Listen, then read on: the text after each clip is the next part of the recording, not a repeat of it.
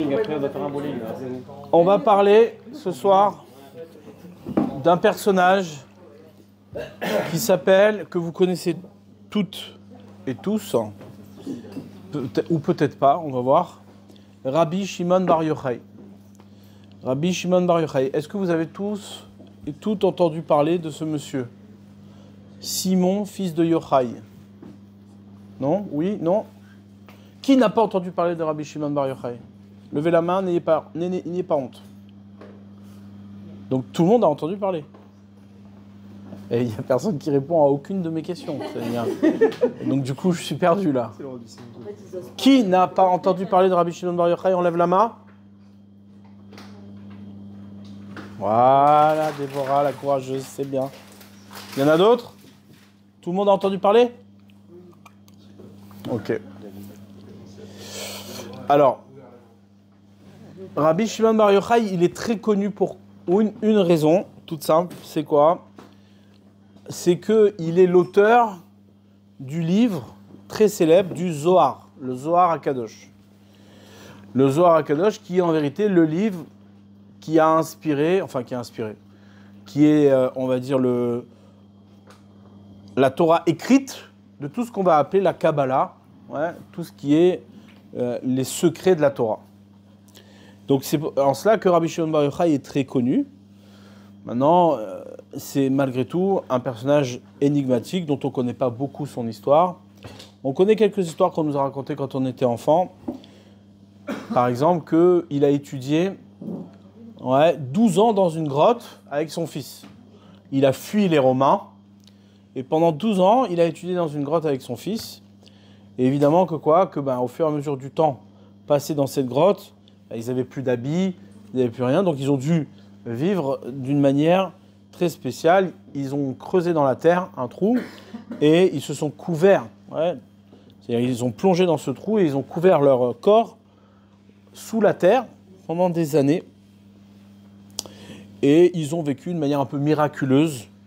On ne va pas rentrer dans le détail de l'histoire parce que ce n'est pas ça qui nous intéresse ce soir. Mais en tous les cas, ils ont étudié là-bas de manière très profonde et ils ont atteint un niveau extrême. Au point que, lorsqu'ils sont sortis de cette grotte au bout de 12 ans, eh bien, ils sont rentrés dans la ville et ils ont vu un monsieur qui était en train de travailler dans les champs. Et lorsqu'ils ont vu ce monsieur en train de travailler dans les champs, eh bien, Rabbi Shimon Bar Yochai l'a brûlé sur place. En le regardant, il dit « Mais qu'est-ce que tu fais en fait? Tu fais quoi de ta vie ?» Eh bien, je travaille les champs. Cramé sur place. Il dit « Mais pourquoi tu perds ton temps à aller travailler ?» Donc Dieu est intervenu, il lui a dit « Écoute, Rabbi Shimon, t'es gentil, mais tu vas cramer mon monde.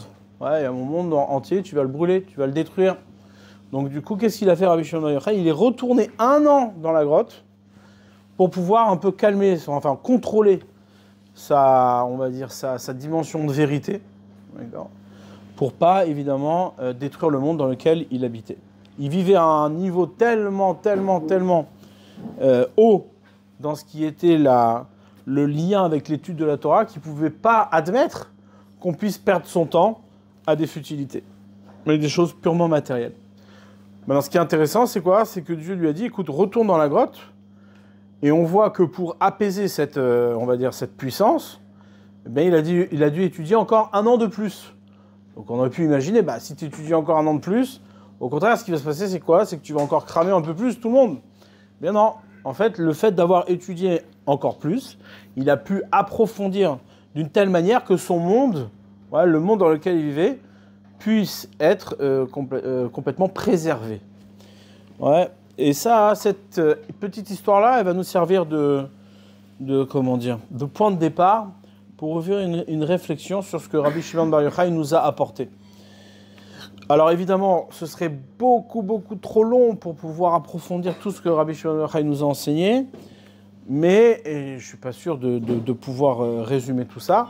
Mais mais il y a un point particulier, c'est la soirée de demain. Vous savez que demain, on organise des grillades, et chaque année, on allume un feu, ce qu'on appelle une medoura, un feu, et on tourne autour de ce feu en dansant et en chantant, et c'est ce qui met fin à la première période du Homer, c'est-à-dire la période de deuil qu'on a traversée pendant 32 jours. Ouais, c'est cette période de deuil dont on a parlé déjà plusieurs fois. Et donc, demain, on fêtera ce qu'on appelle le Lag BaOmer. Ouais, Lag BaOmer, c'est-à-dire le 33e jour du Homer, où on clôture avec ces jours qui étaient malheureux. Ouais, pourquoi ? Parce que les élèves de Rabbi Akiva, les 24 000 élèves de Rabbi Akiva sont morts dans une épidémie, ouais, où ils sont morts pendant ces 32 premiers jours du Homer parce qu'ils ne se sont pas respectés l'un l'autre. Maintenant,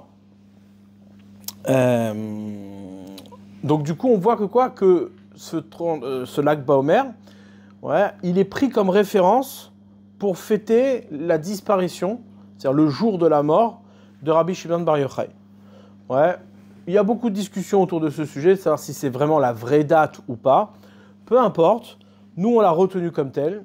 C'est le soir où on fête le moment où Rabbi Shimon Bar Yochai monte dans les cieux, ouais, et il sort de ce monde. Pourquoi c'est un moment particulier ? C'est-à-dire qu'on n'est pas simplement en train de fêter la mort de Rabbi Shimon Bar Yochai comme on pourrait fêter la mort d'un tzaddik, ouais. Mais en vérité, ce qui se passe, c'est quoi ? C'est que le jour de sa mort, il a révélé un très grand secret, quelque chose qui n'avait pas encore été révélé de manière aussi explicite. Il a révélé un très grand secret de la Torah. Ouais, un secret qui est donc rapporté dans la Hidrazuta, un passage du Zohar. D'accord ? On va essayer juste de toucher à l'idée, sans rentrer évidemment dans l'aspect technique de l'étude, parce que de toute façon, on n'aurait pas le niveau pour pouvoir le comprendre. Mais on va essayer de toucher à savoir quelle était cette nouveauté, quelle était cette dimension que Rabbi Shimon Bar Yochai a révélée.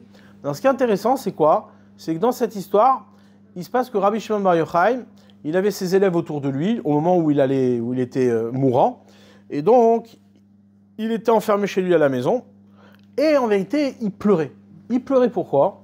Il était triste. Le jour de sa mort, il était triste. Pourquoi ? Parce que Hachem lui avait fermé, ouais, ce qu'on appelle le Ruach HaKodesh, l'esprit divin. Il n'arrivait pas à se connecter à la Torah et à pouvoir enseigner, révéler, ouais, une parole de Torah le jour de sa mort. Et ça l'attristait énormément. Ouais. Jusqu'à que il a prié, ouais, et Hachem lui a accordé de la lumière. Il a eu un moment de révélation. Et donc il a appelé ses élèves, les élèves proches, pour pouvoir leur révéler ce secret-là, le jour de sa mort. Pourquoi c'était tellement important, ouais, au moment où il révèle ce secret, être en connexion le jour de sa mort avec ce secret-là, pour pouvoir révéler une parole de Torah au moment même où il doit quitter ce monde. Ouais, et c'est cet aspect-là qu'on va essayer d'étudier ensemble. Mettez tout de côté, toute l'histoire que je vous ai racontée, vous la mettez de côté. On va juste parler d'un principe maintenant. Je vous ai déjà expliqué plusieurs fois que dans la notion de connaissance, ouais, connaître, la notion de connaissance, elle passe par une définition toute simple. C'est-à-dire que on peut avoir conscience d'un objet sans pour autant le connaître. On peut avoir conscience d'une présence sans pour autant la connaître. En hébreu, la connaissance se dit da'at. Ouais, da'at. Da'at, c'est connaître. Et le mot da'at signifie aussi lien, liaison.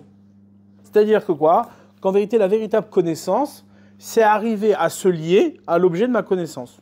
D'accord ?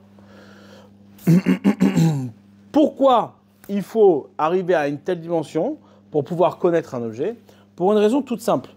Parce que tant que tu n'es pas arrivé à la conscience que l'objet que tu connais, si son existence était remise en question, eh ben ta propre existence serait remise en question. Alors à ce moment-là, tant que tu n'es pas arrivé à ce niveau-là, tu ne connais pas. Ouais. Je donne un exemple tout bête. Demain, vous vous mariez. Bon, je ne parle pas pour ceux qui sont déjà mariés, mais ouais, demain, vous vous mariez. Vous rencontrez l'amour de votre vie et ouais, vous vous mariez. Cette connaissance-là, d'accord, le fait d'être allé dans un lien profond, ouais, sur lequel vous vous engagez, eh bien, qu'est-ce qui se passe ? Le lien que vous créez avec la personne qui est de votre connaissance, eh bien, ça devient un lien qui ne peut plus être remis en question. S'il était remis en question, eh bien, votre propre existence serait remise en question. Sinon, c'est-à-dire que ce n'est pas un vrai lien. C'est un lien qui est anecdotique. Par exemple, un lien d'intérêt.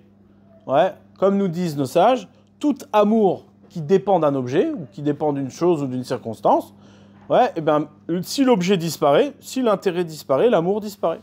Alors qu'un amour qui est, lui, sans intérêt, qui est complètement détaché de toute circonstance, eh bien, hein, c'est un amour éternel. Il continue sans aucune condition. Demain, il peut se passer n'importe quel événement, ça ne changera rien dans l'amour que je donne et que j'ai construit. Donc l'amour inconditionnel, ouais, par définition, c'est un amour éternel. Bon, pour arriver à un tel amour, évidemment, il faut arriver à une telle dimension de connaissance. C'est-à-dire, j'accepte que cet objet existe à une seule condition, et c'est pas seulement une condition, c'est la définition même de l'acceptation de l'existence d'une chose. C'est-à-dire, si pour toi cet objet existe vraiment, alors tu seras obligé, si demain on remettait en cause l'existence de cet objet, de remettre en cause ta propre existence, puisqu'on existe ensemble, puisque tu certifies qu'il existe, d'accord ? Donc dans ton monde à toi et dans ton existence, il est là, il est présent. C'est ce qu'on appelle le da'at, c'est ce qu'on appelle la connaissance, d'accord ? Très bien. Maintenant, si on va jusqu'au bout de l'idée, une fois que tu as acquis une véritable connaissance de quelque chose, eh bien, c'est-à-dire que tu es prêt à sacrifier ta propre existence si demain l'existence de cet objet était remise en question. Ouais. Si demain on vient, un type il arrive, il te dit voilà, écoute, j'ai réfléchi toute la nuit, je suis pas sûr que tu existes. Ouais. Je suis pas sûr que tu existes. C'est pas tellement évident. En vérité, je me pose plein de questions sur ton existence. Alors vous rigolez, mais en fait, il y avait un type hyper connu qui a fait ça. Ouais. C'est-à-dire, et pire que ça, il a été pris au sérieux. C'est-à-dire que on l'appelait Monsieur Descartes. Et d'ailleurs, pire que ça, on a bâti tout l'esprit de logique, ouais, sur la démonstration, sur l'approche de Descartes, puisqu'on dit je suis un esprit cartésien. Ouais. Je suis un esprit cartésien, c'est-à-dire que bon, bah, tout doit être démontré. Et donc Descartes, lui, il est arrivé avec le cogito, il a dit mais attends les gars, je suis pas sûr d'exister en fait. C'est-à-dire qui me prouve que j'existe, d'accord ? Et donc qu'est-ce qu'il a fait ? Il a réfléchi, il a dit bon c'est bon, je sais, j'ai trouvé. Mais attention, il a réfléchi pour trouver, ouais. C'est-à-dire c'était une question, ouais. Et qu'est-ce qu'il a dit ? Il dit je pense, donc je suis, d'accord ? Donc il a démontré qu'il existait. Pourquoi ? Parce qu'il pense. Donc il est allé chercher une preuve de son existence dans quelque chose qui est, qui est palpable, quelque chose qui est constatable, ouais, quelque chose qui est pour lui existant, c'est-à-dire la pensée. Ouais. Bon, maintenant, si moi je suis pas Descartes, d'accord ? Donc j'ai pas son intelligence et sa profondeur, mais demain il y a un type qui arrive, qui vient comme Descartes, aussi intelligent, qui lui dit, écoute, c'est pas sûr que tu existes. Ouais, démontre-moi que tu existes. Bon, bah, le gars qui vient de dire ça, tu dis, écoute, ne me fais pas perdre mon temps. C'est-à-dire, de quoi, qu'est-ce que tu veux ? C'est-à-dire, moi, j'ai besoin de te démontrer que j'existe. Je sais que j'existe. J'ai pas besoin de démontrer mon existence pour savoir que j'existe. Donc, quand c'est que tu es dans une démarche de démontrer ta propre existence, c'est lorsque tu n'es pas encore lié profondément dans ton existence, ouais, à l'objet de ton existence. C'est-à-dire ta propre personne. En vérité, il arrive souvent que quoi ? Qu'on ne se sent pas exister pleinement. Ouais, on n'est pas vraiment lié avec soi-même. On n'a pas une véritable connaissance de soi. Au point qu'on pourrait peut-être même mettre en question notre propre existence. Donc du coup, tout le savoir que l'on peut avoir, si nous-mêmes on n'est pas conscient d'exister, ouais, tout le savoir que l'on a, bah, il est fragile. Ouais, d'accord ? Donc du coup, la Torah elle vient te dire non, oublie Descartes. Ouais, mesquine, il s'est fracassé la tête pour rien. Ouais.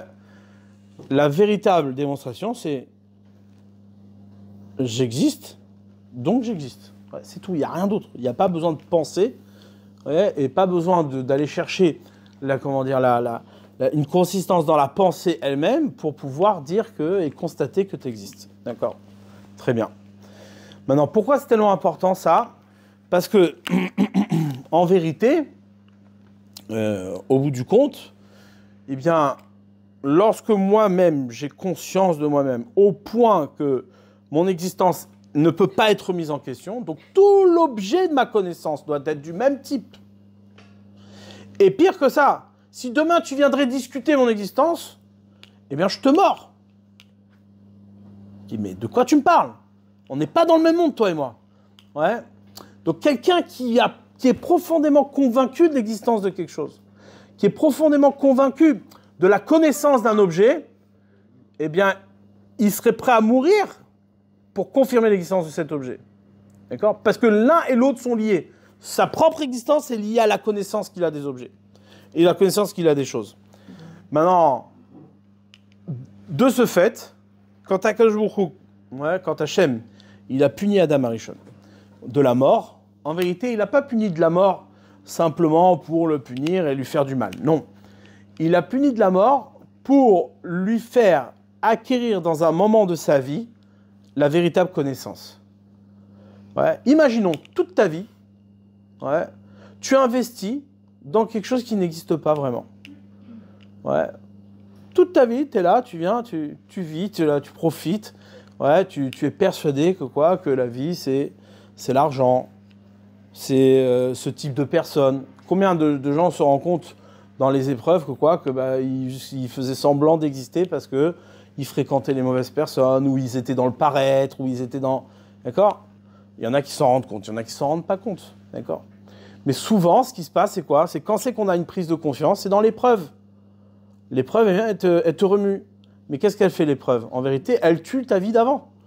Ouais, elle dit, jusqu'à maintenant, tu pensais exister, maintenant, je te montre que tu es mort. Et toi, quand tu meurs, tu dis, ouais, mais en fait, ça continue. Ouais. Je sais pas si vous avez eu ces moments-là. Moi j'ai eu pas mal de moments comme ça, de stress intense. Pourquoi? Parce que je suis tout le temps dans le dernier moment. C'est-à-dire, je vais faire toujours les choses, mais au dernier moment. Ouais. Du coup, j'ai des moments de stress énormes. Et après, je me suis rendu compte plusieurs fois que tu es en stress.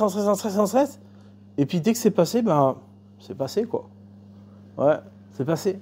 C'est-à-dire quoi? Et tout le monde a un peu ces moments-là, ouais, chacun dans nos expériences. Ouais, des fois, on a des moments comme ça qui paraissent insurmontables. Des choses qui, ouais, je sais pas moi, quelqu'un il rate son examen de médecine. Ouais, première année, ça tombe Shavuot. Et comme il est juif, il va pas à l'examen de médecine. Donc, il sera jamais médecin. Ouais. C'est la mort. Le type, il se voyait médecin, il avait prévu une vie, machin, etc. Paf, d'un coup, l'examen à Shavuot. Ouais. Si Shavuot, pour toi, c'est quelque chose qui est véritablement existant, tu es prêt à mourir pour ça. Parce que c'est ça qui existe. C'est ça qui a de la valeur. Ouais. Maintenant, du coup, qu'est-ce qui se passe? T'es mort. Ouais, Dieu, il t'a tué. Maintenant, tu vois quoi? Tu continues. La vie, elle continue sans être médecin. Tu peux faire autre chose, tu vas faire d'autres choses dans la vie. Ouais. Et là, tu découvres qu'en vérité, ton existence ne dépendait pas de ta réussite en médecine. C'est une découverte énorme. Découverte énorme, surtout si ton père était médecin et ta mère aussi. Ouais. Et ainsi de suite. Donc, dans la vie, on a pas mal d'idées, on se fait des projections. D'accord? Et Dieu, qu'est-ce qu'il fait? Il t'amène un échec. Pas un échec péjoratif, mais il t'amène une barrière, il t'amène une limite. Et à la découverte de cette limite, tu te rends compte qu'en vérité, la vie, c'est pas ce que tu pensais, c'est autre chose. Et donc, dans le fonctionnement général des choses, on acquiert véritablement la connaissance des choses seulement dans ce qu'on a été prêt à sacrifier. Tant que tu n'es pas prêt à sacrifier quelque chose, eh bien, tu n'as pas encore acquis une véritable connaissance. Quand tu te mets avec quelqu'un, si tu n'es pas prêt à te sacrifier pour lui, tu n'es pas vraiment avec lui. Ouais. C'est-à-dire, tu es avec lui, mais tant que ça marche, tant que ça fonctionne. Mais le jour où tu vas devoir sacrifier quelque chose, tu n'es pas vraiment avec lui. En réalité, quand tu te mets avec quelqu'un, tu dois d'abord et avant tout sceller le fait que tu es prêt à sacrifier quelque chose. Ouais. C'est d'emblée. C'est-à-dire, ça commence par ça. Nous, on commence à l'envers. On dit, non, je veux savoir si elle me plaît, je veux voir si ça marche, je prends le temps, je découvre, machin. OK? Et après, bon, vas-y, maintenant, quand il faut passer au moment où tu dois sacrifier quelque chose, Ah, tu sais, tu comprends, elle était comme ci, elle était comme ça, elle m'a saoulé, un truc, et machin, nan. Elle m'acceptait pas comme j'étais. Ouais. En vérité, d'emblée, la question que tu dois te poser, c'est qu'est-ce que tu es prêt à sacrifier pour pouvoir sceller la véritable connaissance des choses. Et Hachem, il t'amène à ça. Hachem, il t'amène tout le temps à ça. À l'exercice du sacrifice. Ouais. Très bien. Maintenant, une fois que ça c'est compris, ouais. Et d'ailleurs, vous voyez, dans l'expérience, on est véritablement plus attaché aux choses pour lesquelles on s'est sacrifié que pour les choses où on n'a fait aucun sacrifice. Ouais. Quelque chose qu'on a eu facilement, comme ça, qui est arrivé de manière facile, eh bien, on est beaucoup moins attaché que si on a dû sacrifier quelque chose, si on a dû investir quelque chose. Et donc, des fois, Hachem, qu'est-ce qu'il fait? Lorsque tu ne prends pas véritablement la valeur de la chose que tu as, bah, il t'amène des sursauts, il te fait peur, il te fait trembler, il te fait... Regarde, c'est pas sûr que tu vas le garder, hein. C'est pas sûr que tu vas le garder.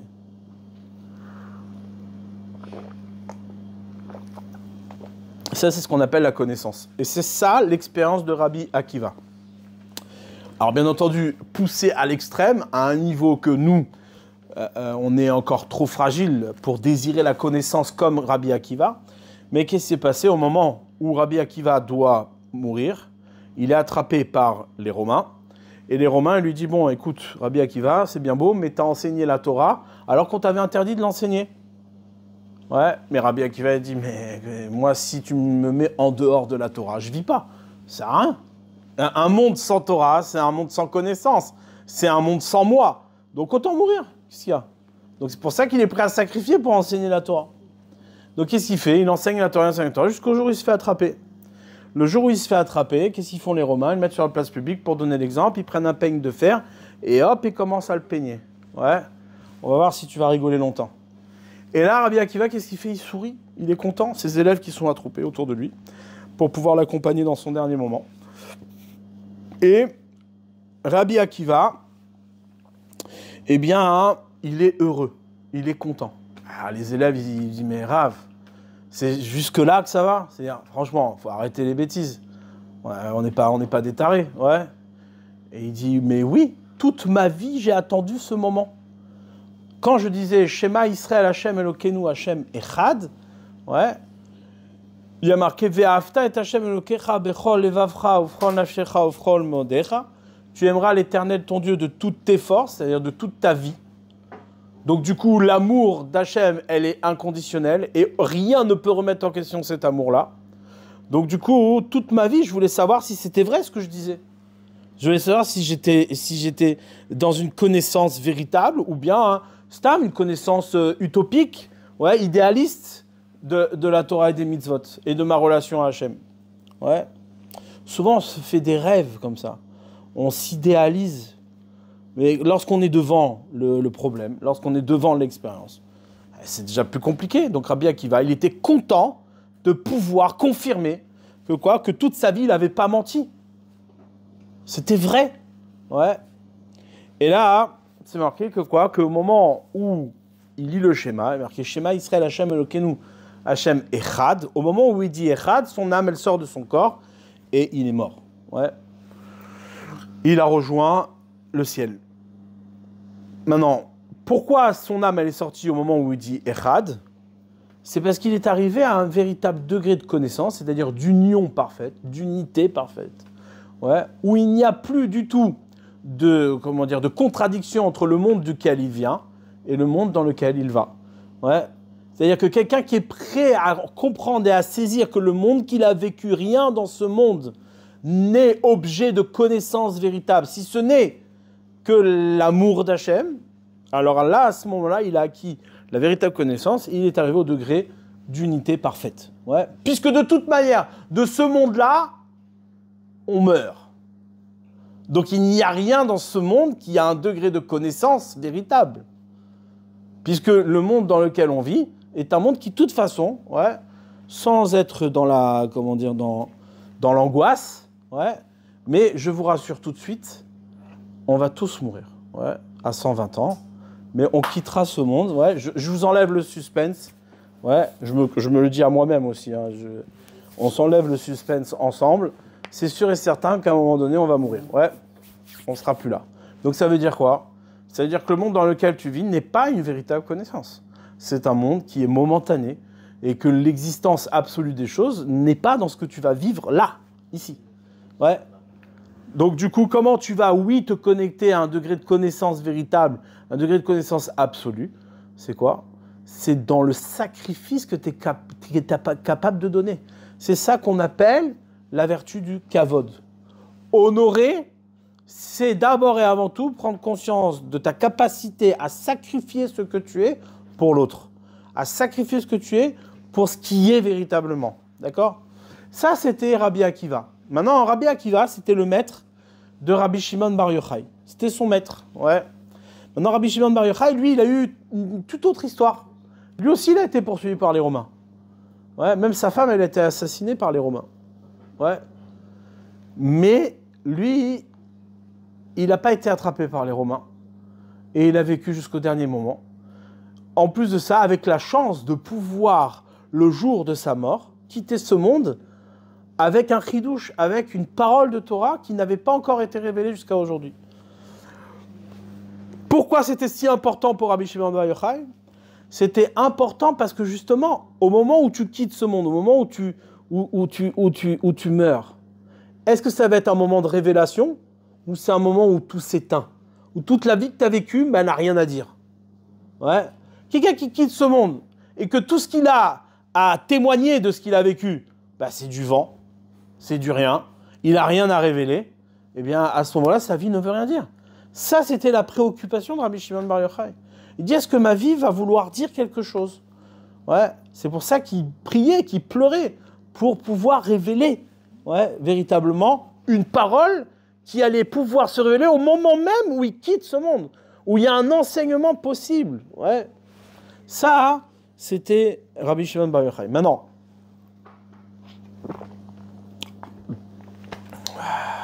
pour comprendre à notre niveau à nous, pour essayer de comprendre à notre niveau à nous ce que ces gens-là ont vécu. C'est-à-dire, juste déjà, il faut savoir apprécier la distance que l'on a. Ouais. C'est-à-dire, souvent, on s'imagine que quoi? Que les rabbanim sont à la portée de notre jugement, à la portée de notre compréhension. Ouais. Mais en vérité, les rabbanim vivent beaucoup plus loin que là où vous pouvez imaginer être. Ouais.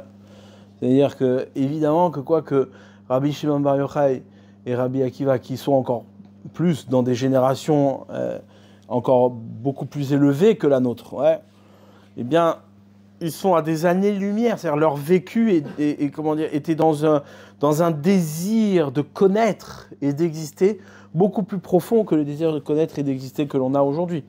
Notre préoccupation à nous pour exister, notre sentiment d'exister, il est beaucoup plus puissant devant une série Netflix que dans le questionnement de notre existence même. Ouais. D'ailleurs, le mot existence fait peur. Ouais. Quand tu parles un peu aux gens, tu dis voilà, tu fais une réflexion sur l'existence, tu dis oh là, lui il va nous gonfler. Ouais.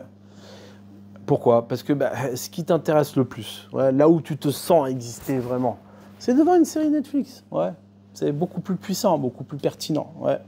Ça te capte beaucoup plus. Ouais. Maintenant, évidemment que eux, ils sont des années-lumière de là où on est nous aujourd'hui. Ouais. Mais malgré tout, il faut quand même qu'on puisse en tirer un enseignement. Le jour où Rabbi Shimon Bar Yochai est parti, au moment même où il avait fini de révéler son secret, alors son corps, il a été élevé dans le ciel, et il y avait un feu qui l'entourait, jusqu'à que son corps s'est déplacé pour savoir où il allait être enterré. Il y a un feu qui est descendu du ciel pour indiquer l'endroit où on devait l'enterrer. Chacun se disputait la dépouille de Rabbi Shimon Bar Yochai pour savoir qui allait avoir le mérite, dans quelle région il allait être enterré, et un feu est descendu du ciel en même temps que la révélation de son enseignement, et il a montré exactement l'endroit où il devait être enterré. Maintenant, évidemment, on ne peut pas rentrer dans tous les secrets de cette histoire. Ce qui m'intéresse, c'est la dimension de lumière qui apparaît au moment de la Hiloula, au moment de l'Akba Omer, et au moment où on fête la mort de Rabbi Shimon Bar Yochai. La lumière, le feu, c'est quelque chose de très particulier. Je ne sais pas si vous avez vu cette réflexion une fois. Un feu ne peut exister que si il est encore dans la destruction, dans la disparition de l'objet qu'il consume. Tant qu'il y a un objet à consumer, tant qu'il y a destruction et disparition de l'objet, alors le feu peut exister. Mais le jour où l'objet disparaît, il n'y a plus de feu. D'accord ? Il n'y a plus de feu. Le feu, c'est le résultat même de la disparition de quelque chose. C'est-à-dire qu'il y a lumière tant qu'il y a quelque chose à faire mourir. C'est la réalité, ça, c'est physique. C'est-à-dire, tu ne peux pas t'éclairer s'il n'y a pas quelque chose qui disparaît. C'est-à-dire, Hachem, il a créé un monde extraordinaire. Le soleil, c'est quoi ? C'est la disparition en permanence, en réaction de l'hydrogène c'est l'hydrogène qui se divise, qui se casse et ainsi de suite, et qui crée une réaction atomique. Le feu, c'est quand même fou. Quand vous y réfléchissez, le feu, c'est la lumière. La lumière, c'est la vie. Sans lumière, il n'y a rien. C'est l'élément le plus, communicatif, comme l'objet même de la lumière. C'est l'objet le plus communicatif qui existe dans l'existence, en termes de matière. Si vous vous documentez un petit peu, vous regardez la lumière, comme il disait notre cher Einstein, qui faisait partie de la famille. Einstein, il nous a montré que la lumière, c'était une matière, était composée d'une matière qui n'avait pas de temps, ni de matière, et ni d'espace. Lorsque tu vas à la vitesse de la lumière, il n'y a rien, tout s'arrête. C'est-à-dire, c'est un truc de dingue. C'est-à-dire, le feu, la lumière, ce qui éclaire, c'est le résultat même, c'est au même instant, c'est le résultat même de la mort de quelque chose, de la disparition de quelque chose. C'est ça que vient nous enseigner la flamme qu'on doit allumer ce jour-là, pour dire qu'en vérité, l'objet de la connaissance, vous savez que les sages d'Athènes, qui sont en vérité les seuls sages que l'on connaisse, toute notre science, etc., on la doit aux Grecs, aux sages d'Athènes. Atuna en araméen, c'est un feu. Atuna. Atuna en araméen, c'est un feu. Pourquoi ? Parce que c'était des sages, des chacham. La chorma, la sagesse, est représentée par un feu. Parce que l'objet de la chorma, c'est quoi ? Arriver à la véritable sagesse, c'est faire disparaître et faire mourir tout ce qui ne peut pas vivre éternellement. Donc, par définition, ne meurt que ce qui n'est pas. Et vit que ce qui est vraiment. Donc ça, c'est l'objet de la sagesse, c'est ça l'objet du feu. L'objet de la lumière. Et regardez, dans la Torah, au moment de la création, c'est marqué 5 fois le mot lumière. Je vous lis le passage, comme ça vous avez des références. Au moment où Akadosh Baruch Hu il a créé le monde, la terre était tohu bohu, etc. D'accord ? Elle était en désordre. Yomer Elohim, qu'est-ce qu'il a fait Elohim ? Il a dit Yehi or, va yehi or. Que la lumière soit, et la lumière fut. 2 fois le mot lumière, or. Vayar Elohim et or kitov. Il a vu Elohim que la lumière était bonne. Vayavdel Elohim ben aor ou ben achocher. Et donc Hachem a séparé la lumière de l'obscurité. Vayikra Elohim la or yom. Il a appelé la lumière jour, ben achocher karalayla. Et l'obscurité, il a appelé nuit. On a 5 fois le mot lumière dans la Torah. Et nos sages nous disent, ramènent que quoi ? Que ces 5 fois où il y a le mot lumière, eh bien, en vérité, c'est pour cela qu'on a 5 livres de la Torah. Parce que les 5 livres de la Torah, en vérité, c'est toute la lumière qui existe dans le monde. C'est au travers des 5 livres de la Torah qu'on acquiert et qu'on saisit la véritable lumière du monde. Maintenant, ce qui est dingue, c'est quoi ? C'est que Rabbi Akiva, lorsque je vous ai sauté plein d'étapes hein, pour justement pas vous embrouiller et faire en sorte que ce soit le plus rapide possible. Rabbi Akiva, il a eu que des moments tragiques dans sa vie.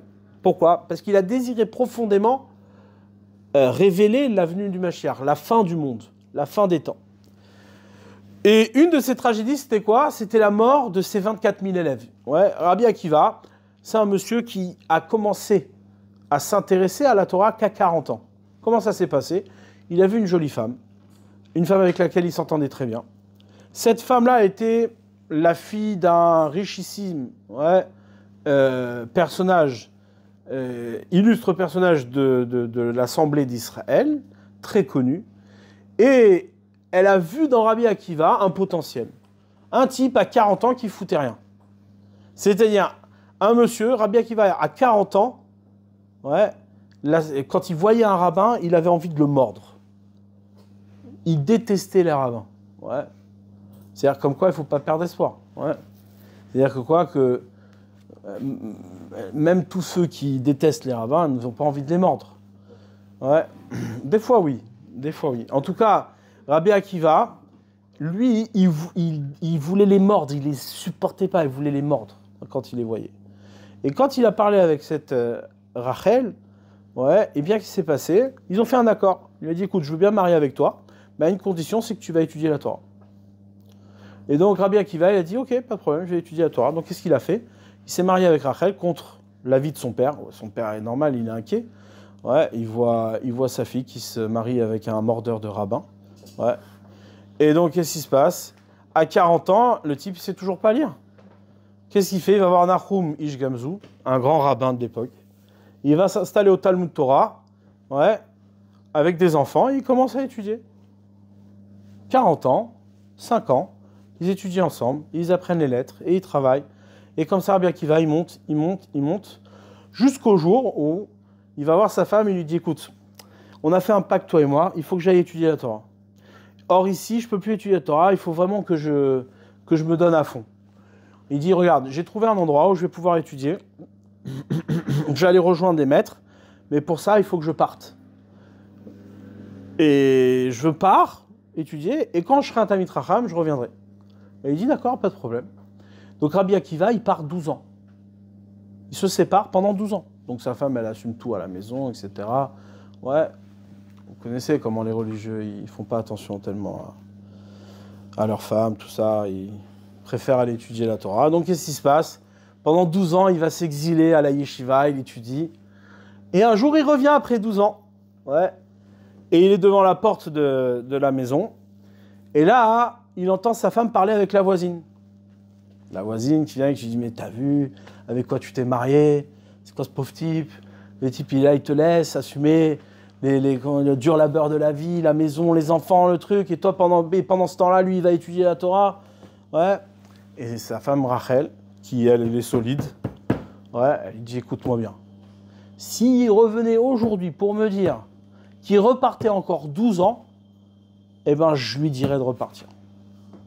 Rabbi Akiva, il entend ça, il dit, écoute, même pas il rentre à la maison pour lui dire que je suis là, il repart direct. Pendant 12 ans. Encore 12 ans. La femme, c'est pas comme aujourd'hui, tu as le texto ou t'appelles, il n'y a rien. Il repart 12 ans étudier. Il revient après 12 ans, donc 24 ans, avec 24 000 élèves. 24 000 élèves. Donc vous imaginez, ça fait du bruit. D'accord? Ça fait du bruit, il arrive dans la ville. Et bref, et donc quand il arrive dans la ville, évidemment, il est accueilli, on le découvre. Son beau-père, il regrette énormément de pas avoir soutenu Rabbi Akiva dans son entreprise, mais il se réconcilie, et il offre à sa femme un très beau bijou, et ils sont très contents de se retrouver, surtout Rachel qui est donc à l'origine de toute la grandeur de Rabbi Akiva. Maintenant, vous imaginez tous ces efforts? Eh bien, tout ça, ces 24 000 élèves-là, ils sont morts pendant les 32 premiers jours du Homer, parce qu'ils ne se sont pas respectés l'un l'autre. D'accord? C'est-à-dire qu'ils ne sont pas arrivés au degré d'exigence de Rabbi Akiva. Donc Hachem a fait disparaître toute cette Torah-là. Seulement, qu'est-ce qui s'est passé? Rabbi Akiva, il ne se décourage pas. Il dit, mais attends, moi, la connaissance, c'est solide. Si Hachem, il a tué tout ça, ouais, si Hachem, il a fait disparaître tout ça, c'est que quelque part, ce n'était pas encore l'objet de la connaissance. Donc, qu'est-ce qu'il fait? Il ne se décourage pas, il part dans le sud d'Israël et il reconstruit toute la Torah avec 5 élèves. Ouais, 5 élèves. Dans ces 5 élèves, il y a Rabbi Meir, Rabbi Shimon Bar Yochai, Rabbi Yossi, Rabbi Elazar, ouais, et j'en ai oublié un. Rabbi Yossi. Hein? Non, pas Nechemia. Hein? Rabbi Shimon, Rabbi Meir, Rabbi Yossi, Rabbi Elazar. Hein? Rabbi Yehuda, Chazak. Rabbi Yehuda. Et donc, ces 5 élèves-là, avec ces 5 élèves-là, il a reconstruit toute la Torah que l'on a aujourd'hui. Ouais. C'est avec ces 5 élèves-là, c'est ça la connaissance. Tous les autres sont morts. Ça veut dire quoi? C'est-à-dire qu'on a perdu tout ça. On a perdu tout ça pour dire quoi? Pour dire que c'était pas ça. C'était pas ça. Ce qui est oui, c'est les 5 élèves. Ouais. Et ces 5 élèves-là représentent les 5 fois où c'est marqué or dans la Torah. C'est marqué 5 fois le mot or dans la Torah. Vous regardez, ouais, vous-même vous êtes constitué de cette manière-là. D'ailleurs, je crois, attends, juste par curiosité, c'est marqué au moment du don de la Torah, il me semble que le verset qui est juste avant, de mémoire, le verset qui est juste avant, qui annonce le don de la Torah, il est constitué de 14 lettres. 14 lettres, ouais. 14 lettres, en hébreu, ça s'écrit comment, 14? Yad. Yad, c'est une main. Ouais. Yad, en hébreu, c'est une main. Le chiffre 14, c'est quoi son numéro? Ouais, vous savez, il y a des chiffres, il y a des nombres. Maintenant, il y a un jeu en mathématiques, comme ça, où on peut créer des similarités. Comment ça on dit? Similitudes. Ouais. Que on réduit le nombre à son chiffre. Donc le nombre 14, ça fait 5. Ouais. Yad, en hébreu, Yad, c'est 5. C'est pour ça que dans votre main, vous avez 5 doigts. Ouais, il y a 5 doigts. Et le verset qui annonce les 10 paroles de Torah, c'est-à-dire la révélation de la Torah, c'est un verset de 14 lettres. Ouais. Pour faire allusion aux 5 des doigts de la main. Et pour dire que quoi? Que la Torah se divise en 2 tables, 5 commandements d'un côté, 5 de l'autre. D'accord? 5 d'un côté, 5 de l'autre. Comme nous, on a 2 mains. 5 d'un côté, 5 de l'autre. Maintenant, ces 5-là, en vérité, pourquoi Hachem nous a mis des doigts au bout des mains? Ouais. Pourquoi il nous a mis 5 doigts au bout de nos mains? Et 5 doigts aussi au bout de nos pieds? Ouais. C'est très marrant. Comment que il a créé l'homme? Il a en haut, en bas. L'homme, il est divisé en 2 parties. Il y a le haut et il y a le bas. Le haut, c'est l'action. Le bas, c'est la stabilité. Ouais. Toujours. Ouais, comme on l'a expliqué, le monde, il est constitué d'action et de stabilité. Par exemple, si demain vous voulez écrire, je vous donne souvent cet exemple-là. Demain, vous voulez écrire sur une feuille. Vous la mettez sur une table. Ouais. Où il n'y a pas trop de force de frottement. D'accord? Donc, elle n'a pas beaucoup de stabilité. Qu'est-ce que vous faites? Vous écrivez avec juste une seule main. La main droite. La main avec laquelle vous écrivez. Votre feuille a bougé dans les sens. Vous n'allez pas avoir une écriture bien parfaite, comme il faut. Vous n'allez pas réussir à bien écrire. Donc, qu'est-ce que vous faites? Prenez la main gauche. Vous tenez la feuille et vous écrivez. Dans toute action, il y a forcément ces 2 éléments. Il y a l'élément de la puissance, de l'énergie que tu mets, et il y a l'élément de la retenue. Sinon, sans ça, on ne peut rien construire. C'est pour ça qu'on a 2 mains, c'est pour ça qu'il y a 2 fois 5 sur les tables de la loi, ouais, et ainsi de suite. Et c'est pour ça qu'il y a 5 livres de Torah, ouais, et 5 élèves de Rabbi Akiva. 5 livres de Torah, c'est toute la générosité qu'Hachem nous a donnée. C'est l'abondance, c'est la toute-puissance de la révélation. Mais toute cette puissance de la révélation, il faut lui créer une stabilité. Parce que si on prend toute la Torah comme ça, comme une source, mais qui au bout du compte ne sera jamais nous-mêmes, parce que on ne s'y reconnaît pas, on n'entend pas vraiment ce que c'est, on n'a pas sacrifié grand-chose pour pouvoir l'avoir. Ouais. Souvent, c'est comme ça, le judaïsme. Le judaïsme, les gens ils te disent, mais attendez, moi, je suis juif, d'accord, je me reconnais comme juif, je vis comme un juif. Pour moi, c'est mon identité. Ok, très bien. Et qu'est-ce que tu fais comme un juif? Bah, rien. Pourquoi? Parce que d'un côté, certes, Hachem, il t'a tout donné, il a fait de toi un juif. Il t'a donné la Torah, il t'a libéré de la sortie d'Égypte, il a fait toute une histoire pour toi. Il a créé l'histoire du peuple juif. Il a fait que quoi? Que ta mère était juive. Il a fait que tout ça tu l'as eu. Ouais. Mais où tu as la certification, l'acquisition de ce judaïsme? Rien, que dalle. Aucun sacrifice tu es capable de faire pour ton judaïsme. Quel sacrifice tu es capable de faire pour ton judaïsme? Combien il y en a qui sont prêts à se sacrifier pour leur judaïsme? Regardez, même Delphine Orweiler, d'accord, qui est une grande penseuse, etc., de la Torah, le machin, le truc, ouais, une grande intellectuelle du judaïsme. Au bout du compte, aujourd'hui, lorsqu'elle doit, se faire valoir auprès des autorités, auprès de ses intellectuels et ses amis, elle sacrifie tout ce qu'elle a. Elle en a rien à faire. Elle est prête même à vendre son copain juif. Ouais. Pourquoi? Parce qu'il faut se faire accepter, il faut rentrer dans la société. Tu crois vraiment que c'est ses convictions? Rien à faire. Dès que tu es dans le paraître, tu continues dans le paraître. Alors tu peux être un juif du paraître, mais il y a toujours deux mains. Une où il y a beaucoup de Torah, ouais, beaucoup de judaïsme. Ah, et ça, tout ça, c'est pas toi qui l'as fait, c'est Dieu qui te l'a donné. Et il y en a 5 autres, c'est les 5 élèves de Rabbi Akiva. Et c'est ça qu'on fête le jour de l'Akba Omer. Le jour de l'Akba Omer, on met un feu pour montrer que toute la Torah que l'on a, c'est pas simplement quelque chose qu'on a hérité en cadeau et que ça fait notre fierté culturelle et identitaire. Non, c'est aussi tous les sacrifices que tu as donnés pour être juif. Et ça doit avoir de la valeur. Ça doit avoir de la valeur, ouais. Il y a beaucoup de gens qui se sont sacrifiés avant nous pour garder le judaïsme. Dans beaucoup, beaucoup de générations. Pas seulement à la Shoah, mais également à l'Inquisition. Ouais. Ou s'il n'y avait pas eu des gens qui avaient refusé, qui avaient tenu tête devant la menace de la mort, il n'y aurait peut-être plus de juifs aujourd'hui. Tu ne saurais même pas ce qu'est être juif. Ouais. Donc, c'est pour ça que les 5 élèves de Rabbi Akiva, en vérité, représentent le or, la lumière, mais la lumière du point de vue de la rigueur, du point de vue de la stabilité. Et la véritable stabilité, elle s'acquiert dans la capacité à créer des sacrifices pour pouvoir certifier ce que l'on t'a donné. Hachem, il t'a donné des beaux cadeaux. Tes parents, ils t'ont donné un beau cadeau. Ils t'ont fait, ils t'ont donné, ils t'ont... Maintenant, ok, mais c'est pas toi. C'est ce qu'ils t'ont donné. Maintenant, montre-nous que c'est toi. Montre-nous que c'est toi. Comment?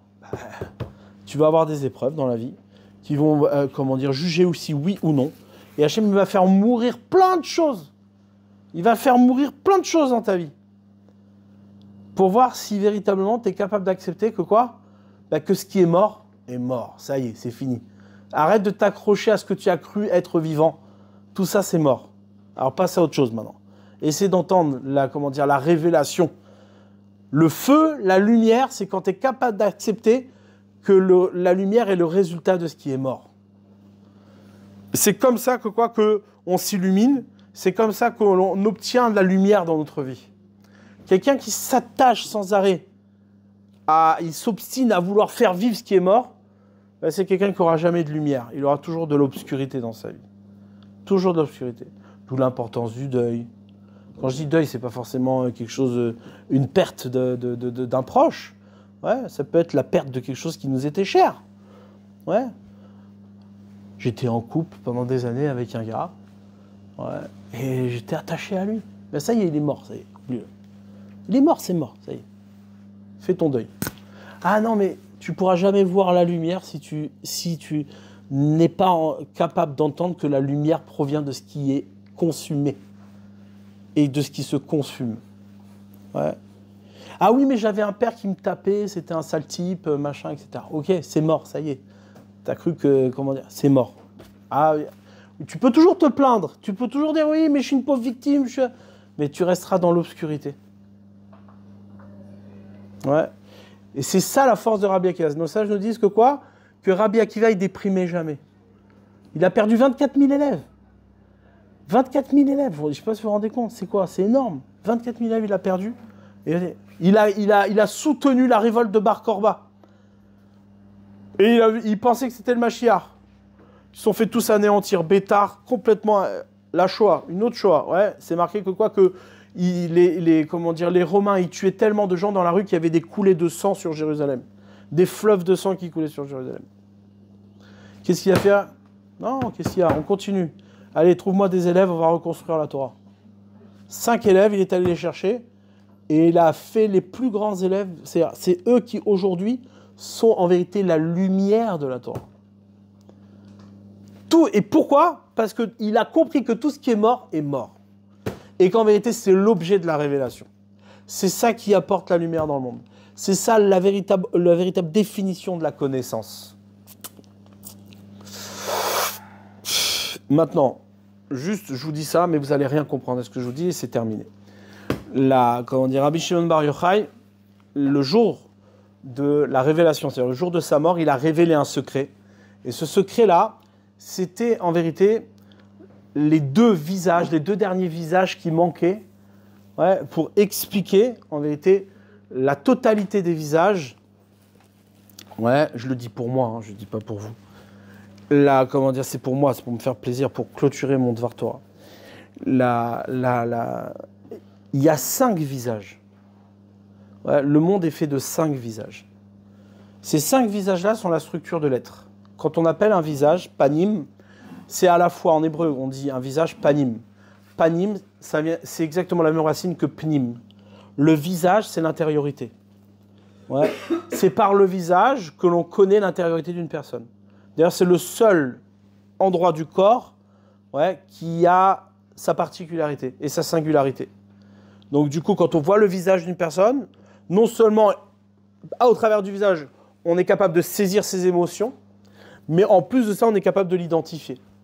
D'accord? Maintenant, il y a 5 visages.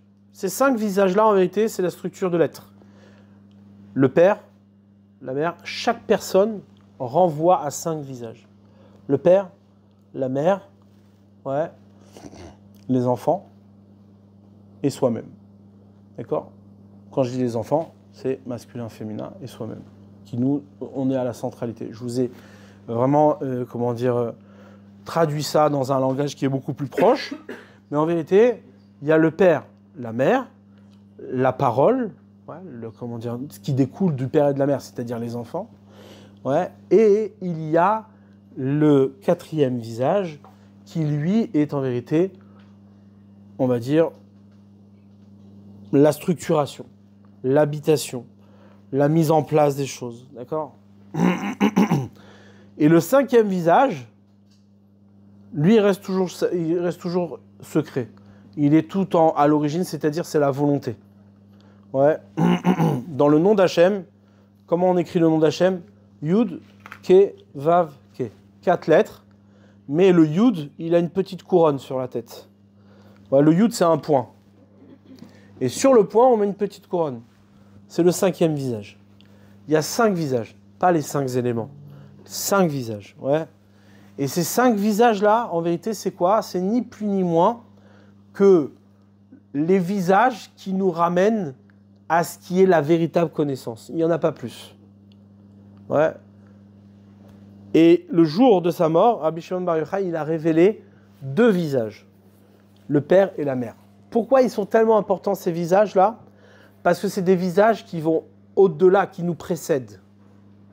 Ouais. Dans notre perception de soi, on a 3 visages accessibles. Ouais. Les désirs du corps, les émotions, les sentiments et la réflexion, la pensée. Maintenant, ça, c'est 3 visages par lesquels j'accède à ma personne. N'importe qui peut y accéder. Je peux te saisir par ton intelligence, je peux te saisir par tes émotions et tes sentiments, et je peux te saisir aussi par tes désirs et tes envies. D'accord? Mais par contre, je ne peux pas te saisir dans ce qui est la partie cachée de toi. Et dans la partie cachée d'une personne, eh bien, la partie cachée d'une personne, elle se trouve être dans ce qui l'a précédé. C'est-à-dire le père et la mère, ce qui l'a engendré. Ces deux visages-là, ouais, c'est la structure de l'être. Ces deux visages-là sont le père et la mère, et c'est ce jour-là où Rabbi Shimon Bar Yochai, il a révélé cette dimension-là secrète de l'être, qui en vérité nous rattache de manière positive, sans mourir cette fois-ci, à ce qui est la véritable connaissance. Ouais, parce qu'à un moment donné, quand on va acquérir la connaissance, ben, on n'aura plus besoin de mourir. Pourquoi? Parce que pour nous, elle sera, évidente. On n'aura plus besoin de faire mourir quoi que ce soit pour acquérir la véritable connaissance. Ouais. Un jour viendra, avec le temps, avec l'expérience, avec l'honnêteté, ouais, et avec le nombre d'échecs et de tombées, eh bien, on acquérera la connaissance sans devoir sacrifier quoi que ce soit. Parce que tous les sacrifices auront été faits. Ouais. C'est en cela que Rabbi Shimon Bar Yochai représente un espoir de délivrance, à la fin de l'épidémie. Ouais. C'est un moment d'espérance. Hachem, il ne veut pas, encore une fois, il ne veut pas d'un monde qui meurt. Il veut un monde qui vit. Mais la vie s'obtient dans la pleine acceptation, ouais, que la lumière, ouais, et la vie se tient sur tout ce qui a été consumé, sur tout ce qui est mort. Si tu n'acceptes pas ça, c'est foutu. Ouais. Et un des symptômes modernes du judaïsme, c'est de vouloir faire vivre ce qui est mort il y a quelques années. Ouais. C'est mort, ça y est, ça ne sert à rien de vouloir vivre là-dessus, c'est mort. Les cendres ont déjà été consumées. N'essaie pas de construire ton identité sur des choses qui sont mortes. Ça ne sert à rien. C'est du temps perdu. Ça t'empêche de voir la lumière. C'est ce qui fait qu'aujourd'hui, on est complètement prisonnier dans la mort dans laquelle on s'est installé. Non, c'est mort, ça y est, oublie, c'est mort. Tout ce qui est mort en Europe reste en Europe. Terminé. Arrête de vouloir te construire une identité sur quelque chose qui est mort et passé. Ouais. Par contre, vois la lumière de tout ce qui est mort. Sers-toi de tout ce qui a été consumé pour voir la lumière. Ouais, c'est chose difficile. Ouais, c'est facile de le dire. C'est beaucoup plus difficile de l'appliquer. Mais ouais, quand on est dans la réflexion et quand on est dans la recherche de la vérité, alors on n'a pas peur de dire les choses. Même si on ne va pas forcément les appliquer de manière facile. Ouais, mais c'est sûr et certain que c'est ça la vérité. La vérité, c'est quoi? C'est que malheureusement, on s'efforce de vivre sur tout ce qui est déjà mort. Ouais, et ça servira à rien. D'accord?